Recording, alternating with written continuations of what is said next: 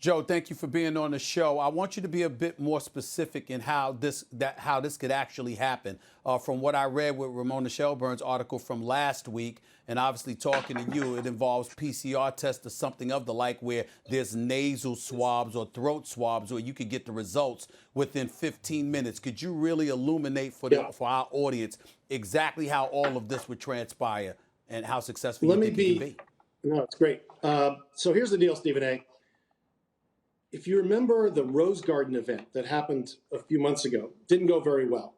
They were using something called antigen testing at the White House.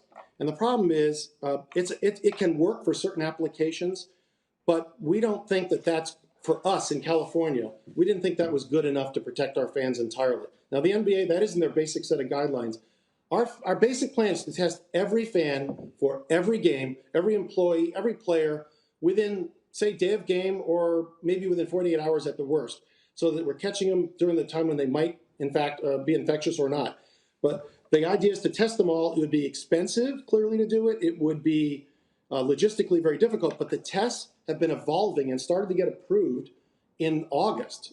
And by last night, in fact, we had a fourth company that a rapid PCR-like technology test for home use this time was approved, a company called Lucira. So there are now, I said 3, there's now 4 of these, and they're all ramping up production. They're coming fast.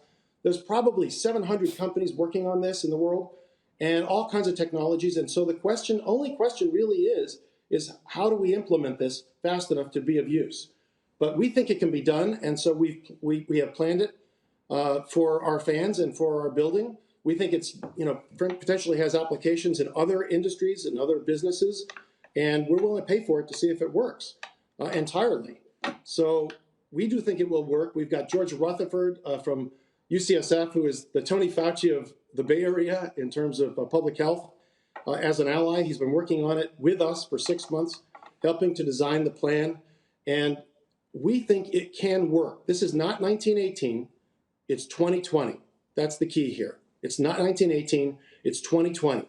Closing down the economy only and waiting for a vaccine is not the only way we can get back to work, get people who really have lost their jobs and ability to put food on the table. And there's so many thousands of people, not just affiliated with the Warriors, but all sports teams, all entertainment businesses, all kinds of businesses, and kids in schools and stuff. And we need to use testing to help us do that. And the technologies are coming along very, very quickly. They're getting approved by the FDA, which has done a tremendous job, and they're very aggressive. And so we think it can work. Well, that's very encouraging, especially given progress on the vaccine and the level of effectiveness. And of course, until then, it was always going to be contact tracing. And if you have rapid tests that are much more effective and readily accessible, that's great. It doesn't surprise me. The Warriors seem to be in better hands in certain respects than the federal government, at least by training. You actually have a degree in epidemiology from UCLA, by the way. You're not a neuroradiologist or whoever is advising the White House, and maybe with more competent leadership in the executive level, things will be better all around. Let me ask you something that Dana White said when I asked him, I want to put it to you, how the UFC was able to put on events so early on when other sports leagues weren't. Obviously, there are far fewer participants than in basketball. He said, I'm not scared to spend money. And his advice to commissioners of other leagues are, you can't be scared to spend the money. Scared money don't make money.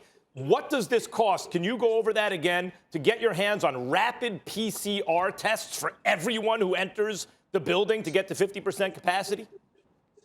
Well, no other team probably in American sports or maybe in the world has proposed what we're proposing up until now.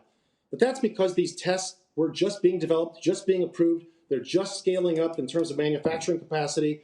And I think now we're getting very close. We could get enough capacity. Other teams, if they wanted to do this, and recognize that every state, Max, is different. Every populace is different. You may not have to do this in Texas. You may not have to do this in Florida.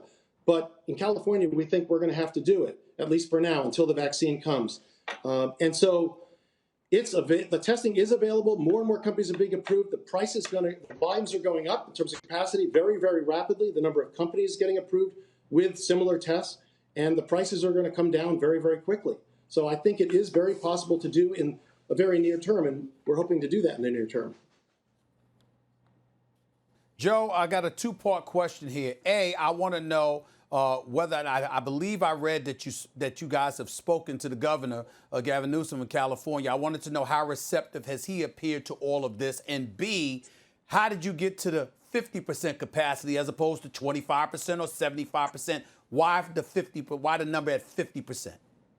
So, Stephen A., that's a great question. And I'm just going to tell you, personally, I and George Rutherford from UCSF, who's working with us for 6 months, we believe we could do 100%. Now, that sounds crazy, I'm sure, to the public health officials, but it's not what the level of what's going on outside in the community that's important. It's what is going to happen inside the arena. Will there be a possibility of community spread?